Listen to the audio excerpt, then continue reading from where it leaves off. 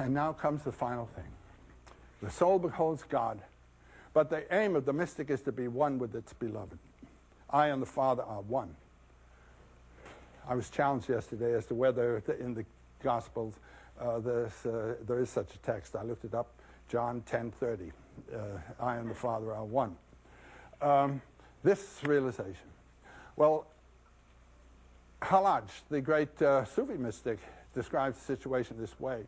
Well, I'll begin with Ramakrishna, who says, when you behold God, you are not God. There is a pane of glass between. The soul beholds its object, but the goal is to be one with that. How can we break through? How can we remove that barrier and then bang, soul and God, beyond pairs of opposites?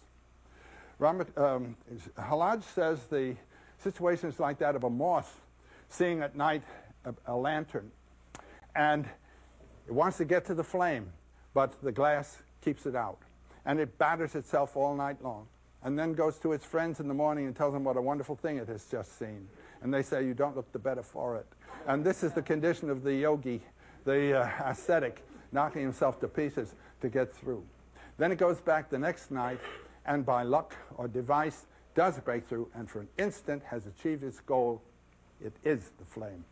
And that instant is an eternal instant beyond time and space. And that is the goal here. So we remove the barrier, and bang.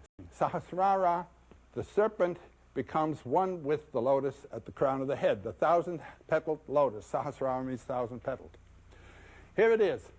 But in the center always are two footprints. These are the footprints of Vishnu that are to be worshipped. Why do we have footprints here? We thought we had broken through. Well, we're still talking. That's why. The symbols. And the words can act as barriers. We can get stuck with the footprints. Or we can pass through. And there's a text that appears both in the in Lao Tzu's work and in the Upanishads, in the Tao Te Ching, and in, I think, the Kena Upanishad, that those who know do not speak, and those who speak do not know. That's a hard word for one giving a lecture, but that's a warning here that we've got to go past the footprints